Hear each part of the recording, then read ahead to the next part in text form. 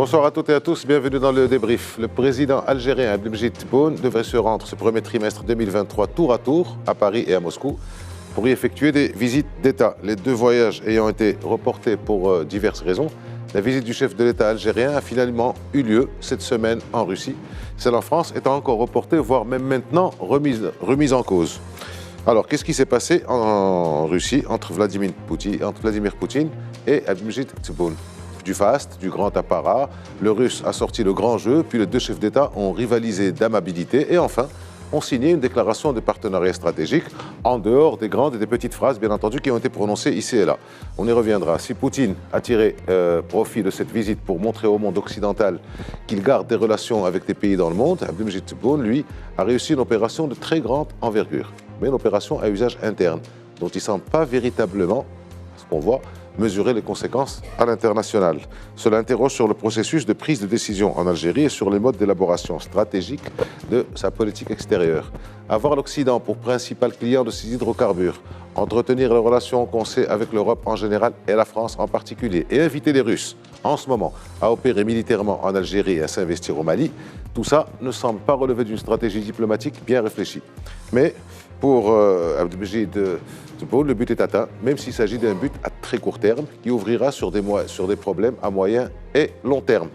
Nous débattrons donc de ce thème-là, de ce voyage du président algérien en Russie avec nos invités. Zakaria Bouddahab, bonsoir. Bonsoir. Merci d'être avec nous. C'est Aziz, marhaba. Marhaba, professeur de relations internationales à l'université Mohamed V de Rabat. Rachid Belbah, bonsoir et merci d'être avec nous. Vous êtes enseignant-chercheur à la même université, Mohamed V de Rabat. Mustafa Shimi, bonsoir. Merci d'être avec nous. Vous êtes professeur de droit et politologue. Alors, question groupée, comme d'habitude. Je commence par vous, Mustafa Shimi. Donc, on a vu les images, on a apprécié le décorum, on a vu ce qui s'est dit de part et d'autre. On a vu la déclaration de partenariat stratégique. Votre impression globale, avant d'entrer dans le détail, sur cette visite? D'abord, c'est une visite qui a été laborieuse. Pourquoi? Elle a été annoncée à plusieurs reprises par le président algérien. En 2022, déjà, elle avait été annoncée à plusieurs reprises, avec même une date, on avait dit de décembre, tout ça, etc., puis reportée. Finalement, elle a lieu et son annonce est tout à fait particulière parce qu'elle n'a pas fait l'objet d'une annonce préalable. Sur la visite d'un chef d'État dans notre pays, surtout pour l'Algérie, c'est annoncé 15-20 jours à l'avance, ce n'est pas le cas. Deuxièmement, la qualification protocolaire de cette visite. Pour Moscou, c'est une visite d'État. J'ai vu comme vous les dépêches de l'agence officielle russe. Pour la presse algérienne, c'est une visite de travail. C'est intéressant, non? Protocole aussi, parce que le protocole est toujours significatif de quelque chose. Il a été accueilli par qui à sa descente d'avion? Par le vice-ministre russe des Affaires étrangères. Vous m'accorderez que comme traitement protocolaire, il y a mieux pour accueillir un chef d'État.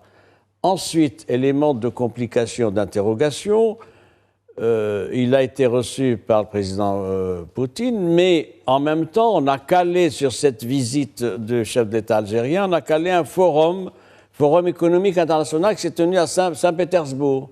Donc tout ça conduit à ceci. Est-ce que cette visite fait sens?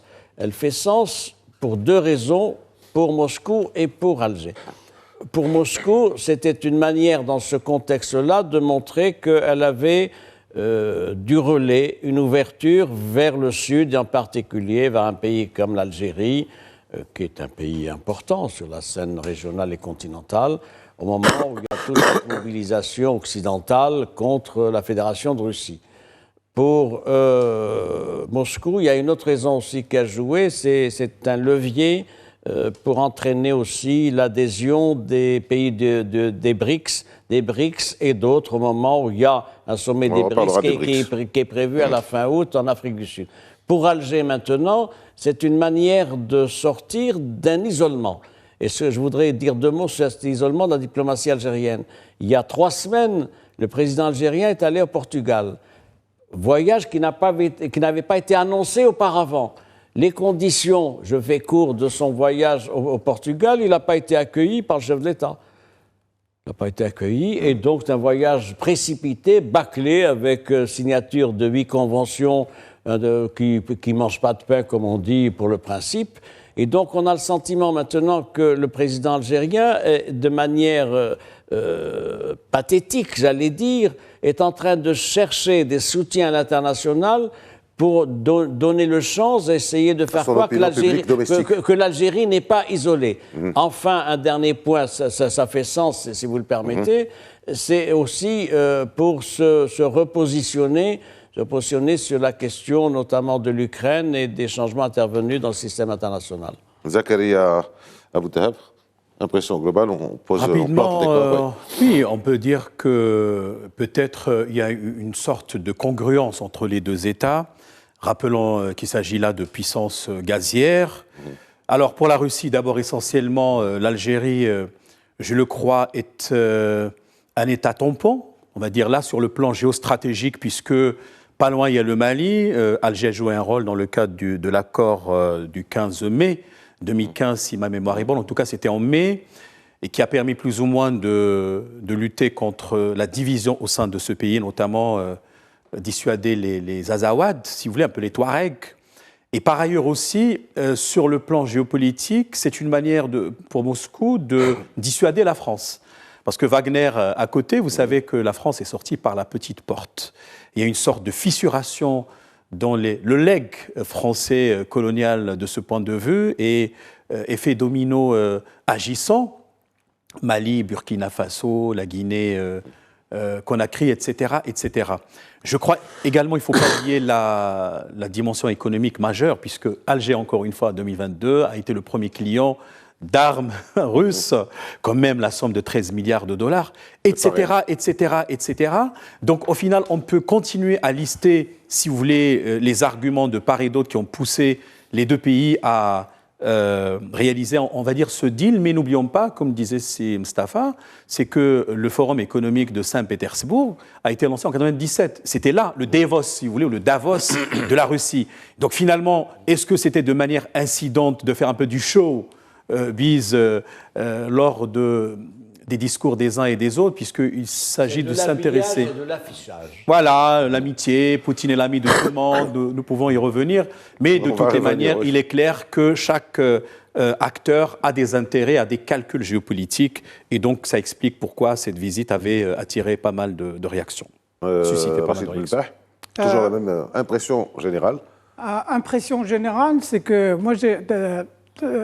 cette valse de déclarations, annonces et puis changement d'agenda au niveau algérien en termes de visite, soit il part en France ou en Russie, je crois que quelque part c'est une construction. Et en fait c'est un signe qu'il y a une mésentente interne entre les différents centres de pouvoir en Algérie et donc les différents centres de décision en Algérie, qui fait que par rapport au choix stratégique, soit une ouverture vers la France aux dépens de la Russie, ou une ouverture sur la Russie aux dépens de la France et de l'Europe, ou une troisième voie, je crois qu'il y a une troisième voie quelque part, qui essaye de reconstruire un équilibre entre les intérêts par rapport à la Russie, et derrière il y a les pays du BRICS, et les intérêts économiques par rapport à l'Europe. Donc finalement, pour moi, c'est une construction, mais derrière la construction, il y a une mésentente interne au pouvoir algérien entre différents centres d'intérêt. Je parlerai plutôt de centres que de clans. Et je crois que finalement, il y a aussi la troisième voie qui essaye de reconstruire cet équilibre qui permet à l'Algérie de toujours contrebalancer la domination russe par la domination européenne et vice-versa. Quand vous dites européenne, vous parlez de la française.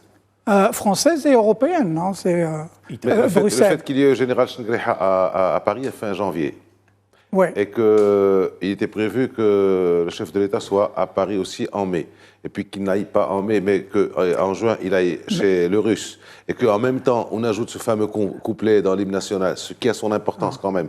Oui, cite la France. Oui, mais bon, on connaît... Vous appelez ça des luttes de clans on connaît, de centre. On connaît quelque part un aspect de la politique étrangère algérienne qui travaille par réaction, des fois une réaction calculée.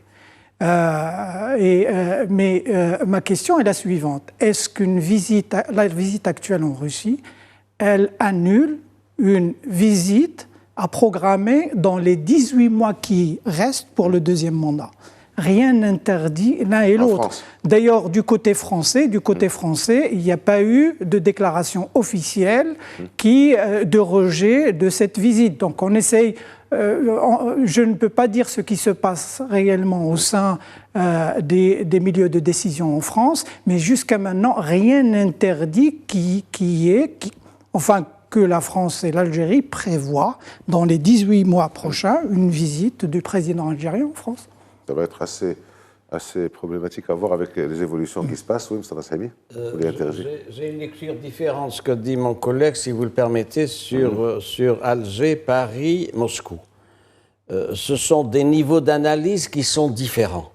Pour ce qui est d'Alger-Moscou, c'est une coopération militaire très forte, un partenariat stratégique et globalement des valeurs partagées tirées de la guerre froide.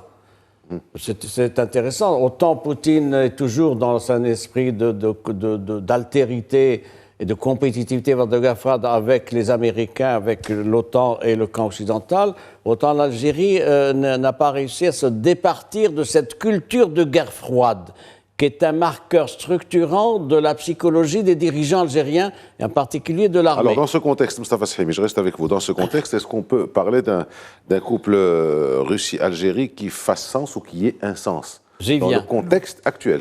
J'y viens. Je vais vous donner une information. J'ai écouté pendant 40 minutes une interview d'un général-major algérien, Mjahed, à la retraite, qui est directeur de l'Institut national de stratégie globale d'Alger.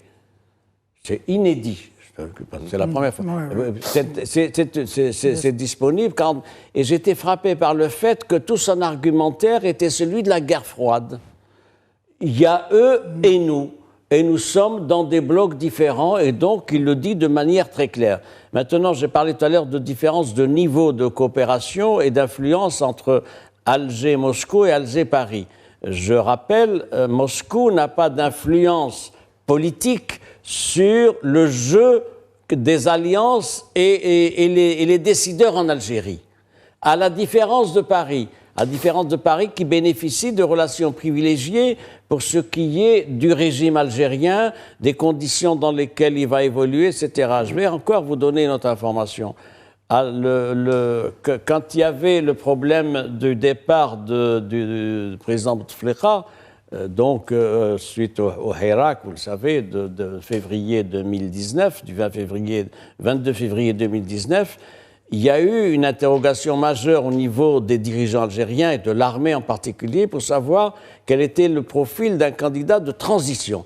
Ils étaient à la recherche d'un candidat de transition, et je puis vous dire, parce que ça a été publié, qu'un certain nombre de dirigeants militaires algériens, dont le patron du DRS, le fameux DRS des départements renseignement sécurité de Tawfiq Medienne à l'époque, sont allés à Paris pendant 3 jours en conclave avec les décideurs français pour voir quel était le profil idoine. C'est vous dire que tout le temps, Paris a pesé sur l'équation politique algérienne et l'exigence d'une certaine stabilité. Donc ça n'est pas comparable, et c'est pour ça que je crois qu'il faut de la prudence. Pour les Russes sont des fournisseurs d'armes d'Alger, essentiellement. Donc on peut souscrire à ce que vous dites, Zakaria Aboudahab. Est-ce qu'on peut parler d'une importance stratégique algérienne pour la Russie? Je le crois, si l'on considère à partir de la métaphore de l'échiquier, et on considérera à ce moment-là que chaque élément a sa place et sa fonctionnalité. D'abord, l'Algérie est l'héritière, je le crois, de la doctrine russe, notamment en matière de renseignement, KGB, j'en passe. Et non seulement cela, mais même sur le plan de la coopération militaire, sécuritaire, par extension. Du moment qu'il y a, on va dire, des ambitions géopolitiques, géostratégiques, donc globales, c'est-à-dire incluant éléments de défense, sécurité, armement même, au niveau continental, je crois que là, les intérêts des deux États se croisent, s'entrecroisent, et donc au final, on va chasser en commun. Mais en même temps, on l'a dit tout à l'heure, il y a des calculs qui sont là. Vous savez, le concept de stratégie indirecte est extrêmement important. Au lieu de s'affronter directement, on peut utiliser une sorte de jeu. Et par conséquent, c'est sur cet échiquier que le jeu se déroule. Oui, je le crois fortement, puisque l'Algérie, officiellement, promeut une sorte de rhétorique non-alignement, l'Occident parfois en train de comploter contre nous, le Sud global, frapper à la porte du BRICS, oui, mais est-ce que ça a une crédibilité encore, Zakaria? Pardon? Est-ce que ça a encore une crédibilité? On voit Abdelmejid Tebboune avec la première ministre italienne, Meloni. On le voit à tu et à toi avec le président Macron. On voit ce qui s'est passé avec les Espagnols. On voit que Wendy Sherman, la secrétaire d'État adjointe américaine, était à 2 ou 3 reprises sur les 18 mois qui ont précédé à Alger.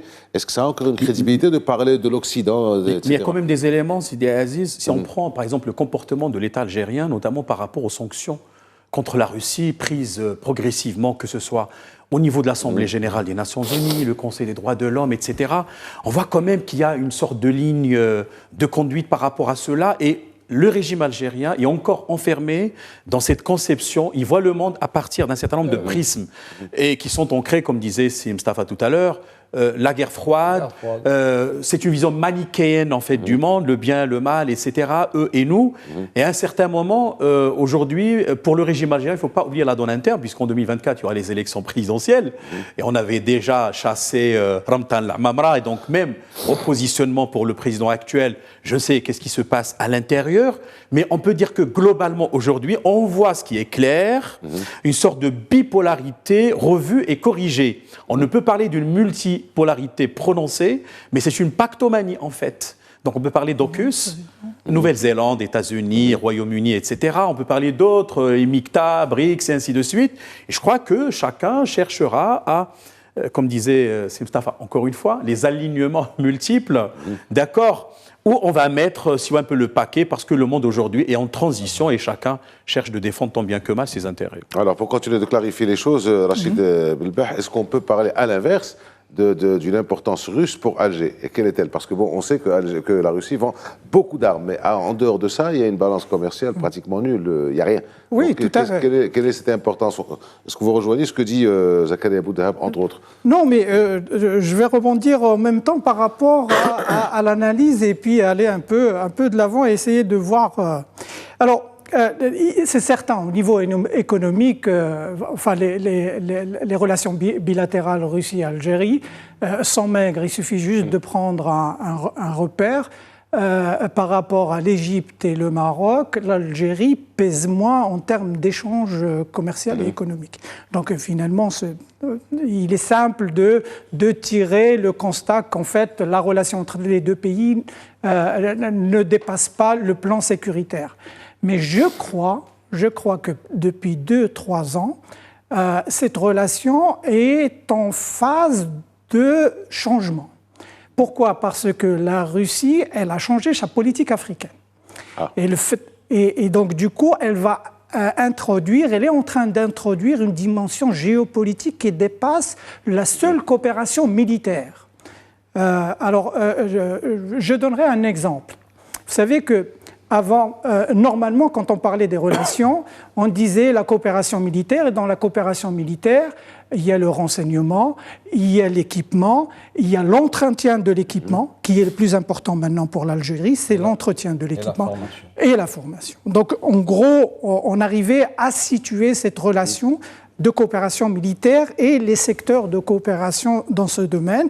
Et il y avait un autre élément, c'est que la Russie, quelque part, elle servait aussi à l'Algérie d'équilibrer ses relations avec l'Union européenne ou l'Occident. Je préfère parler de l'Union européenne parce que l'Union européenne est le premier partenaire économique de l'Algérie, surtout le sud de l'Europe, l'Italie, l'Espagne à un moment et encore, et puis la France.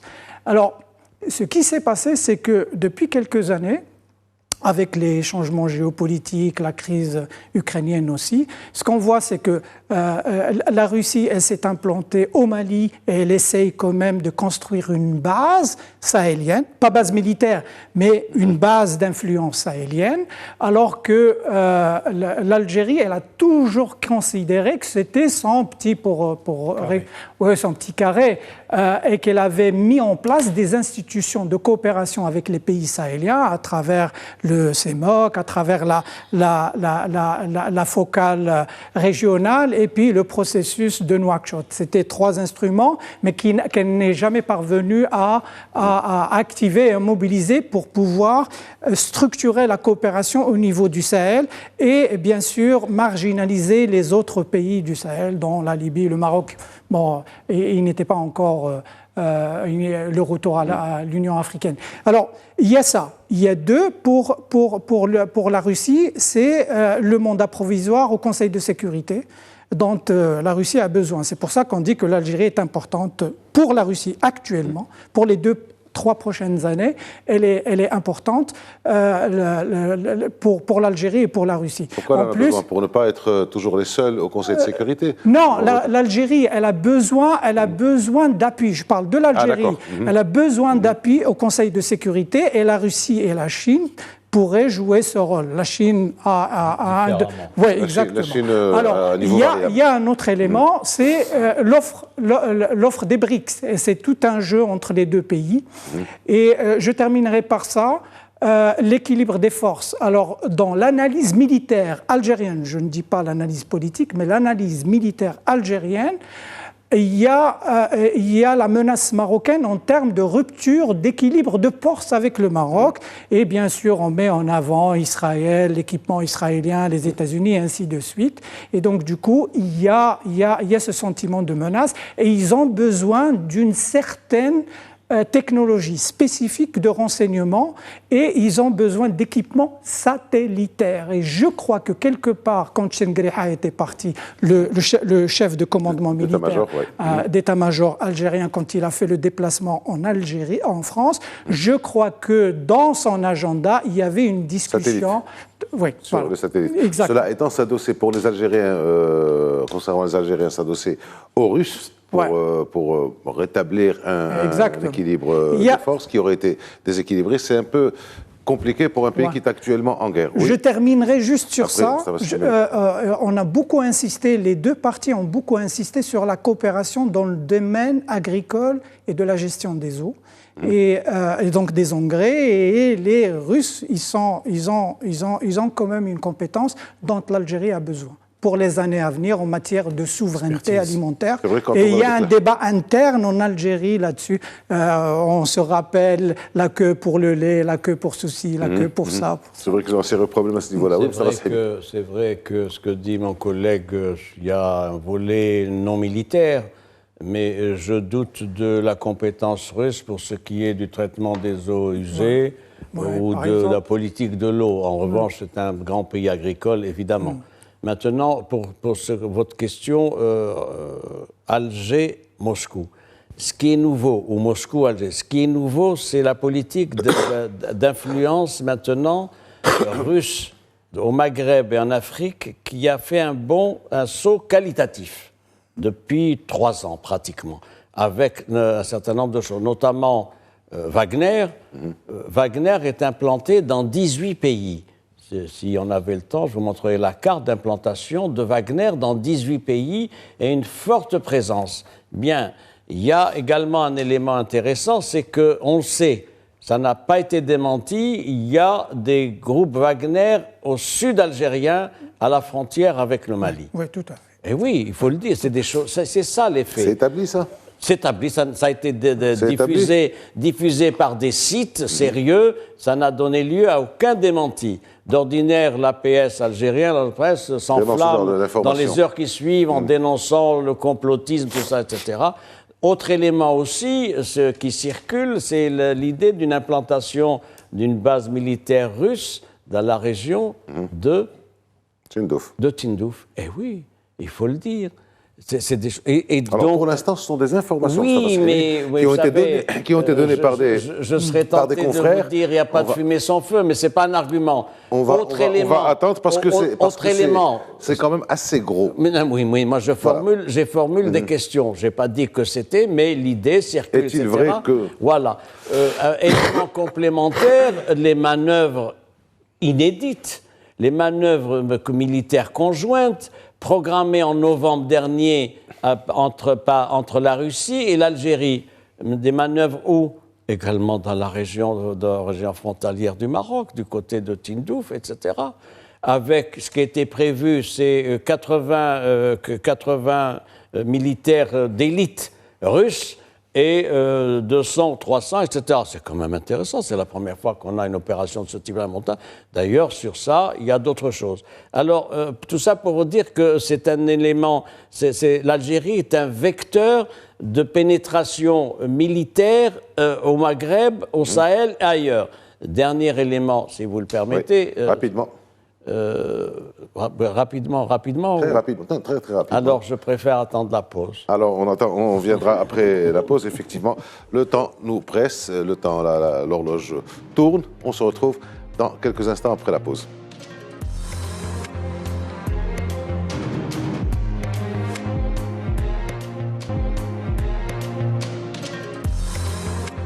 Allez, on démarre cette deuxième période du débrief consacrée à la visite d'État ou la visite de travail. On ne sait pas trop, organisée, effectuée par Abdelmejid Tebboune à Moscou il y a quelques jours. La semaine dernière, pour celles et ceux qui nous rejoignent, nous en parlons avec Zakaria Boudahab, Rachid Belbah et Mustafa Shahimi, qui voulaient apporter donc, comme d'habitude, une précision juste à la fin de la première pause. Je vais vous demander d'être très très rapide parce que le temps nous presse. J'en ai plusieurs, je vais essayer de synthétiser. La première, c'est on n'avait pas parlé de plusieurs, la déclaration. On avait parlé d'une seule. Oui, mais c'est une seule multiple. Allez-y. Je voudrais dire ceci. C'est le président Tebboune devant le président Poutine, il a dit quoi? Entre autres partenariats stratégiques. Et il a dit, nous comptons sur la Fédération de Russie pour nous armer et pour défendre notre indépendance. C'est quand même intéressant, ça. Chef d'État algérien d'un pays qui se veut le parangon et le champion de l'indépendance tous azimuts, qui en est là à demander... On va y arriver à cette... Deuxième observation. Il y a un agenda en Algérie. L'agenda, c'est les élections présidentielles en décembre 2024. Il reste 18 mois, président Tebboune. La question de la reconduction de la candidature de président Tebboune n'est pas réglée en Algérie. Et elle n'est pas réglée, et elle sera réglée non pas avec l'intervention de Moscou, qui sur ce plan-là n'a pas la main. C'est à Paris que ça se joue. C'est à Paris que ça se joue essentiellement, et c'est pour ça qu'il y a le sens et la visite de chef d'état-major Shengreha en février dernier, avec l'éclat et le protocole de chef d'État, parce que c'est extrêmement important. Et mon sentiment, moi, c'est une hypothèse de travail que je vous livre, l'armée n'a pas décidé pour l'instant de soutenir une nouvelle candidature de président Tebboune. Et président Tebboune est dans cette situation-là parce qu'ils estiment que... On a l'impression effectivement qu'il est déjà en pré-campagne présidentielle. Oui, mais évidemment. Vu que les choses vous savez, ce sont des organes en compétition. Il y a l'armée et il y a lui avec une machine de communication, mais ça ne donne pas les résultats escomptés. On continue, donc on revient sur le verbatim. On va parler un peu de ce qui a été dit. Mustafa Shahimi vient d'en parler. Donc une partie de ce qui a été dit au départ, à la première rencontre entre les deux présidents. Donc, Abdelmejid Tebboune dit « Nous subissons des pressions internationales, mais elles n'auront aucun effet sur l'amitié qui nous unit. Nous comptons sur la Russie fédérale pour nous armer et pour défendre notre indépendance, surtout dans un contexte régional difficile, très difficile. Donc, nous avons des pressions, nous comptons sur vous pour nous armer. » Est-ce que ça veut dire que, finalement, le président algérien place son pays officiellement comme satellite russe à 200 km de l'Europe ? Ou à 150 km de l'Europe. Est-ce que c'est admissible? Est-ce qu'il ne devrait pas y avoir de réaction quelque part dans les jours, dans les mois, dans les semaines qui suivent? C'est la raison pour laquelle on a utilisé l'expression mort-né, tel un phénix rené de ses cendres, de la guerre froide, guerre par procuration, mais la guerre a changé de nature et d'outils aussi aujourd'hui, elle est électronique, elle est psychologique, etc. Et donc, comme pour le régime algérien, d'ailleurs, qui a développé cette rhétorique non seulement par rapport à certaines régions ou certains acteurs non identifiés, mais en direction du Maroc. Lorsque, par exemple, M. Trump et les États-Unis avaient reconnu officiellement marocanité du Sahara, acté, ou encore que nous avions repris les relations avec Israël, chaque démarche marocaine, que ce soit vis-à-vis de l'Espagne, du Portugal, a été lue par Alger comme étant une menace contre sa sécurité globale. Et donc, du coup, je crois qu'il s'agit là, non pas d'un revirement, mais nous sommes un peu dans la continuité historique, puisque, d'ailleurs, ça a été rappelé par M. Poutine que la Russie aurait soutenu l'indépendance algérienne, quid évidemment du Maroc, qui lui aussi avait soutenu bec et ongle l'indépendance de l'Algérie, mais ça, c'est une autre problématique. Dans la rhétorique algérienne, et ça me permet aussi de reprendre ce que lisait Ramtan Lamamra en août 2021. L'ancien ministre des Affaires étrangères. L'Algérie a décidé de rompre les relations unilatérales, considérant le Maroc comme étant agresseur sous deux menaces. Il remonte à 63. Donc, est-ce que nous sommes dans le paradigme de Carl Schmitt, comment on fabrique l'ennemi, ou encore Gottman, quand il a parlé de la géographie des États, etc., etc.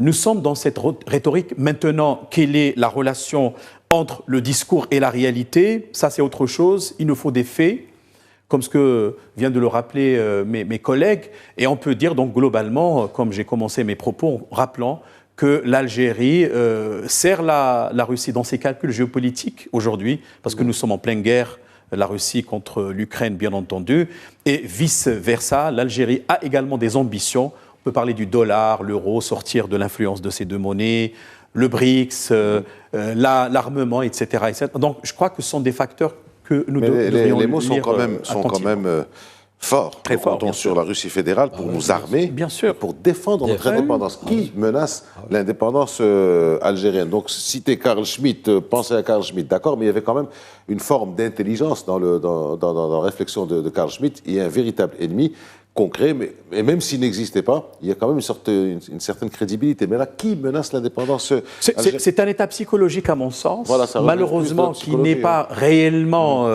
véridique, on va dire ça, mais c'est un état d'âme qui s'exprime, et je crois que ça reflète aussi la peur à l'intérieur du pays, qui venait de sortir d'un Hirak qui n'a pas encore dit son mot, et que l'Algérie est considérée comme étant peut-être prise en sandwich, ce qui fait que dans la doctrine algérienne, je le crois, la menace est réelle pour eux.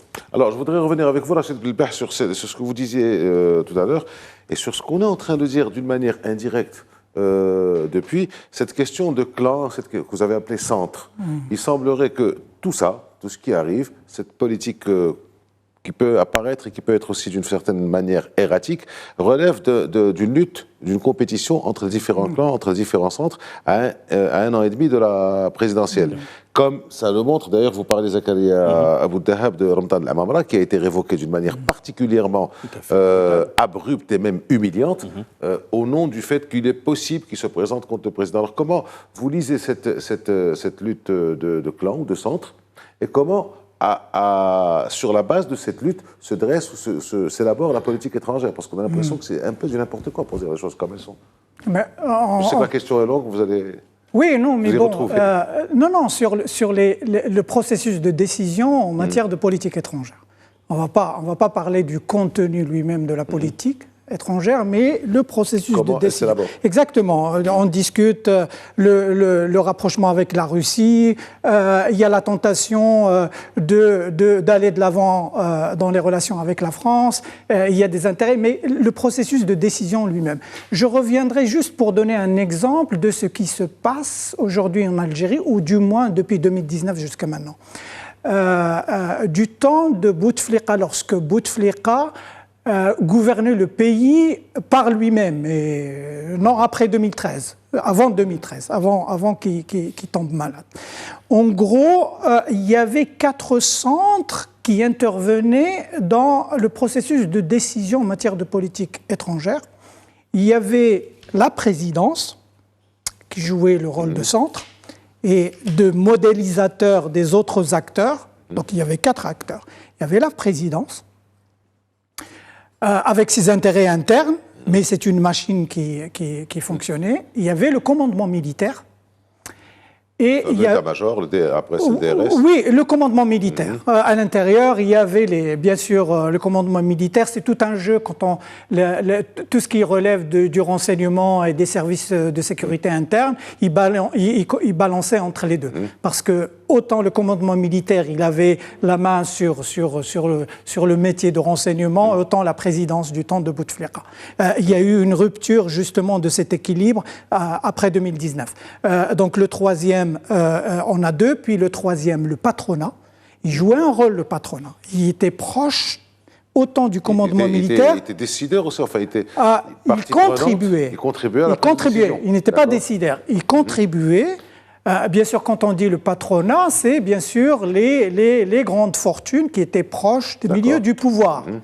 Le DRS dont vous parliez, et de la présidence et du commandement militaire, l'état-major. Et il y avait un quatrième acteur qui jouait le rôle de consultation. Pourquoi ? Parce qu'il connaissait le métier de politique étrangère, de relations internationales, diplomatie. C'est le ministère des Affaires étrangères. Le personnel du ministère des Affaires étrangères. Présidence, armée, patronat et diplomatie. Et diplomatie. Les anciens et ceux qui étaient encore au métier. Du côté du temps de Bouteflika. Alors cette structure, elle a été rompue après 2019. Qu'est-ce que nous avons aujourd'hui ? Aujourd'hui, vous parliez de compétition entre des centres de pouvoir militaires et civils. Le patronat ne joue plus son rôle. Les diplomates n'arrivent plus à jouer leur rôle. Vous avez évoqué le cas de la Mamra, mais il y en a d'autres. Il y a Ammar Bellani qui a été renvoyé en Turquie. On ne comprend pas pourquoi, alors qu'il se préparait pour revenir.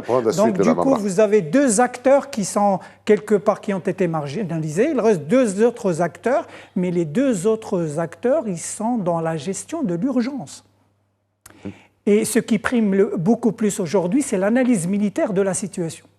Et non pas l'analyse politique. Ce qu'on voit aujourd'hui, c'est beaucoup plus l'analyse militaire de la situation qui fait qu'il y a des choix en politique étrangère.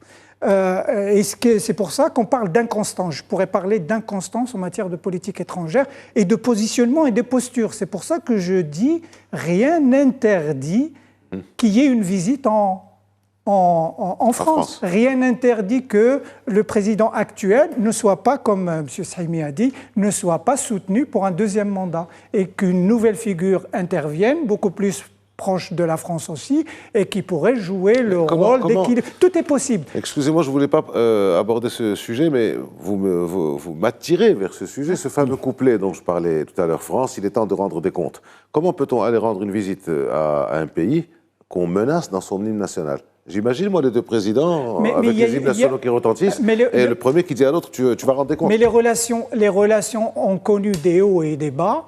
Alors, ce couplet, il a été enlevé en 2007.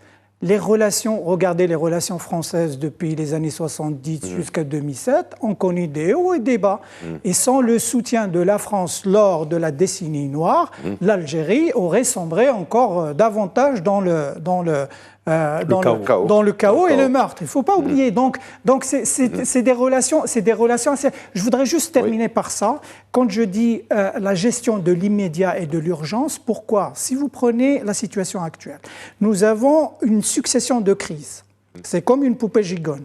Il y a une crise politique à l'échelle nationale, il y a une crise socio-économique, parce qu'on n'est pas parvenu à réformer l'économie, il y a une crise interne au pouvoir, donc la présidence et le commandement militaire, et à l'intérieur du commandement militaire, il y a une crise en différents centres. Donc finalement, c'est une succession de crises qui complexifie la situation, qui rend ce processus de décision difficile. Et qui fait que des fois, on est perturbé par certains agissements au niveau de la présidence ou du commandement militaire. Contrairement, si je dois dire les choses différemment, si vous me le permettez, du temps de Bouteflika, quand Bouteflika était encore en forme, Bouteflika était président, était chef de l'État. Gaïd Salah était chef d'état-major, et on a l'impression que leurs successeurs respectifs ne sont ni chefs d'État, ni chefs d'état-major, qui se cherchent encore. Il y avait une distribution des rôles, une bonne distribution bien dosée. Plutôt une dilution des mêmes rôles. Moustapha Sahimi, précision.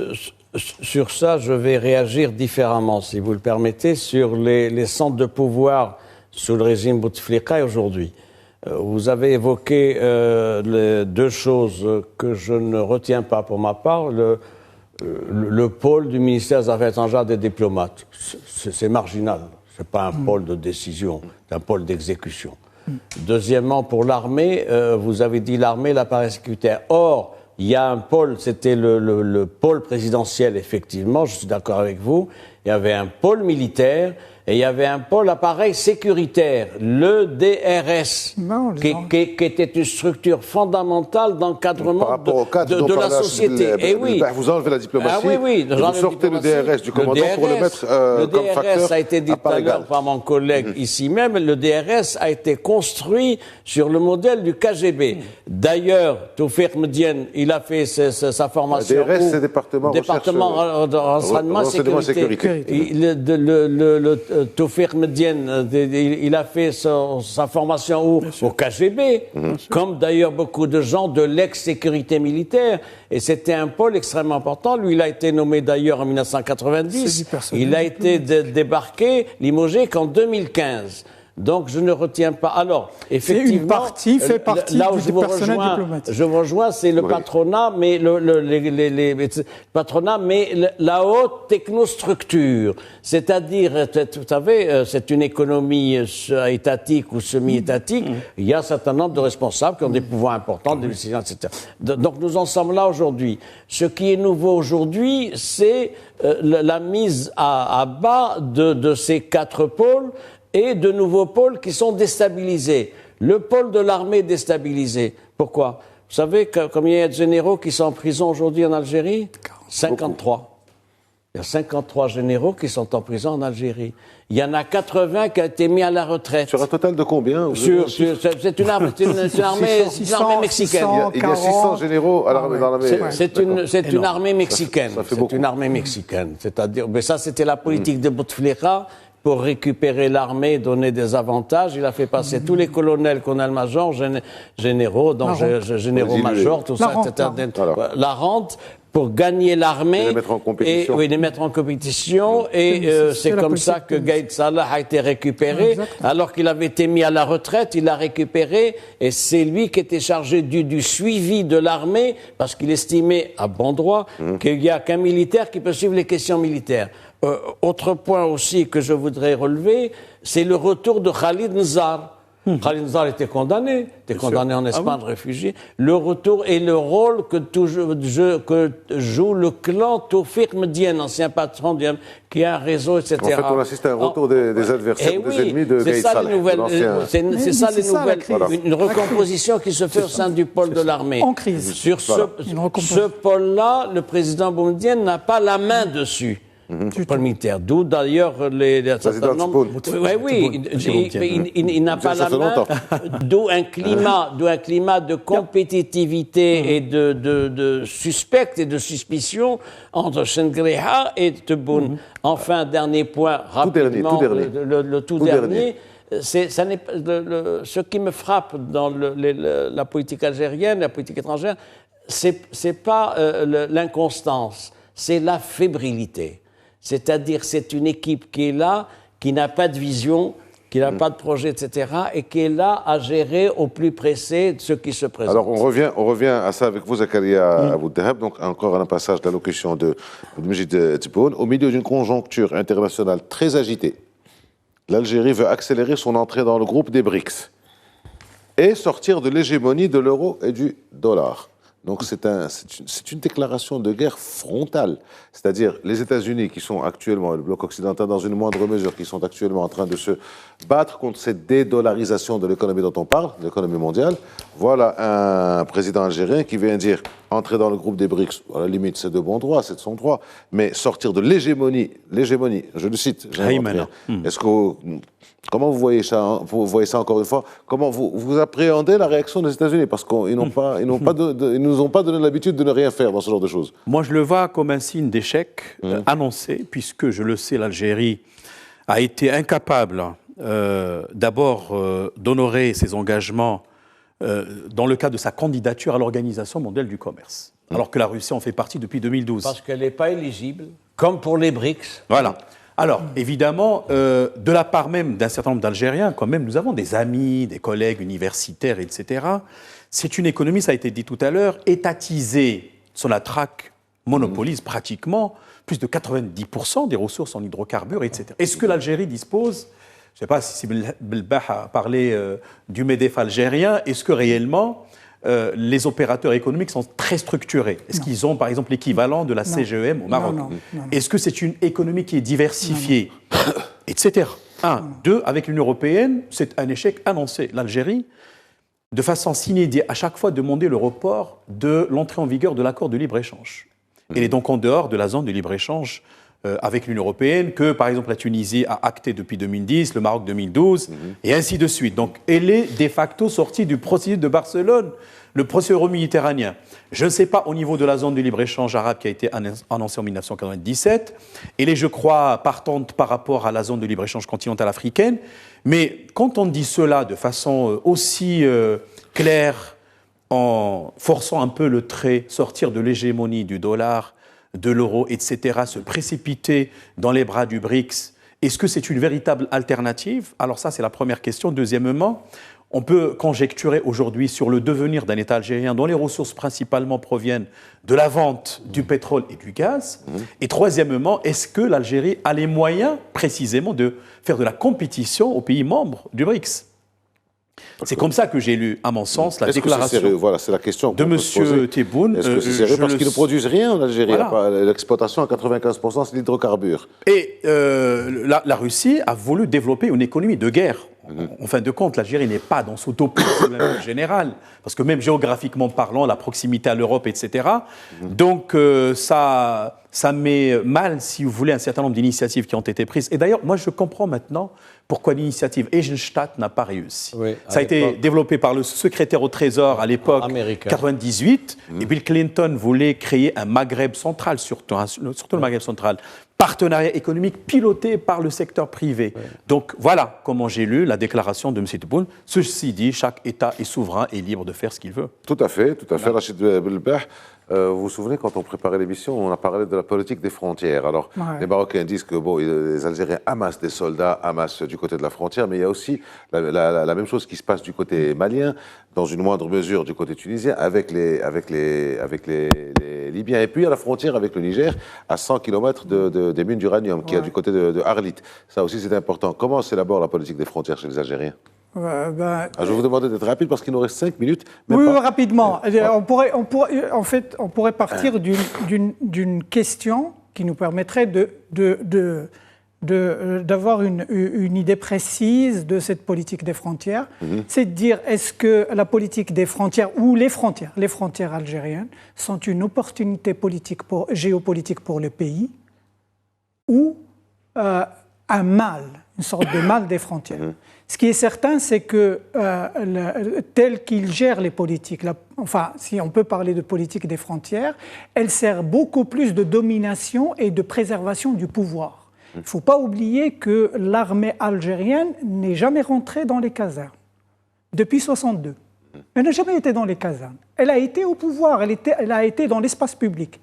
On parlait de l'armée des frontières qui a pris le pouvoir en juillet 1962 et elle est restée dans l'espace public. Elle n'est plus revenue dans les casernes. Puis après, il y a eu le coup d'État de 1965 et elle s'est installée dans le pouvoir à travers le Conseil de la Révolution. Et en 1976, il y a eu bien sûr la mise en place de la Constitution qui a permis d'avoir un président avec un costume de civil, mais derrière, c'était les militaires qui ont gouverné. On a continué dans le même système. Alors, je reviens aux frontières. Frontières, vous avez à peu près 6511 km, précisément. 6511 km de frontières qui séparent l'Algérie, je dis bien qui séparent. 6 pays.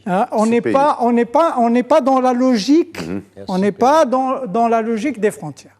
Il y a les frontières avec le Maroc, à peu près 1778 km. Des frontières avec la Mauritanie, 480 quelque chose. Il y a les frontières avec le Mali, 1329. Je donne des précisions comme ça que pour le Niger, 950. La Libye, 980, et la Tunisie, 1010 km, quelque chose. Donc 6511 km qu'il faudra gérer dans la séparation avec tous ces pays-là et dans la fermeture. C'est une barrière. On a construit un mur de sable. Je donne juste à titre indicatif. On a construit depuis 2015, le commandement militaire a construit un mur de sable de la Libye jusqu'en Mauritanie. Et il y a à peu près 50 000 soldats qui font le contrôle de ces frontières. On ne parle pas de la frontière avec le Maroc, on ne parle pas de la frontière avec la Tunisie, qui est aussi une frontière à risque. Donc finalement, la politique des frontières et la conception des frontières, c'est une politique de la menace. Une menace externe qu'il faudra préserver le pays contre cette menace, et ça permet au commandement militaire de maintenir son pouvoir dans l'espace public. Donc, finalement, en fait, en gros, c'est une politique de la fermeture et de la barrière. Vous avez donné les chiffres pour qu'on comprenne. Pour autant, les frontières algériennes ne sont pas sécurisées. C'est ça qui est important. Elles sont poreuses. Sur certaines. Non. Vous pensez que la frontière avec la Libye est sécurisée? Pas du tout. Encore moins avec le mur construit dont parle oui, mais c'est ça le problème. C'est un mur, mais tu fermes, tu ne sécurises pas. Il y a beaucoup de trafic, il y a beaucoup de contrebande, il y a beaucoup de connexions, entre l'armée algérienne et des groupes terroristes, on ne le dira jamais assez, notamment dans la frontière malienne. Il y a une passivité, une complicité active de l'armée algérienne le long de la frontière malienne, et ça, c'est un phénomène tout à fait intéressant. C'est juste que la fermeture ne veut pas dire sécuriser. La fermeture, au contraire, comme il a dit, elle provoque des activités illégales, des activités de crime, et ça, c'est donc connu. la sécurisation n'est pas assurée. Je ne parle pas de sécurisation. Sur une quarantaine de secondes, si vous permettez, Zakaria Aboudahab, le président algérien, encore une fois, parle à Poutine. Nous saluons les bonnes relations avec la Russie et nous demandons son aide pour appuyer la mise en œuvre de l'accord d'Alger. Les Russes sont au Mali. Qui dit Russe au Mali dit Wagner au Mali. Est-ce que le Maroc a des raisons de s'inquiéter de cet état de fait, de cette nouvelle donne? Rien n'empêche un pays, je l'ai dit, on l'a dit tout à l'heure, de renforcer sa résilience, si vous voulez, parce que Enaminas, pour Alger, vous savez, en 2013, c'était calamiteux. On a vu la prise d'assaut d'une usine au sud, et c'était l'intervention de l'armée. Je voudrais dire 2 ou 3 points essentiels. On comprend pourquoi M. Tebboune n'a pas assisté à Jeddah lors du précédent sommet arabe, donc c'était prémédité. D'où donc en géopolitique l'étude des éléments d'intentionnalité qui sont un peu cachés. Deuxièmement, qu'est-ce qu'il va en faire? Il va faire de son adhésion potentielle au BRICS, probablement aussi peut-être l'Égypte. Troisième élément très important pour nous, c'est les combinaisons qui vont se faire au niveau du Conseil de sécurité 2024-2025, probablement avec la Russie, probablement avec la Chine et d'autres membres non permanents. Je crois qu'il faut dès maintenant imaginer des scénarios avec vous. Pour anticiper. L'Algérie sera un membre non permanent du Conseil de sécurité. Oui, bien sûr, évidemment. Donc finalement, ce n'est pas ça qui va peser sur les résolutions du Conseil de sécurité. Merci à vous, merci Zakaria Aboudahab, merci Rachid Belbah, merci Moustapha Sahimi qui s'est énervé juste au moment où il fallait terminer les choses, malheureusement. Évidemment, on va mettre à suivre, 3 points de suspension, on revient dessus. C'est un secret de polychimie. Merci à vous, merci de nous avoir suivis. À la semaine prochaine.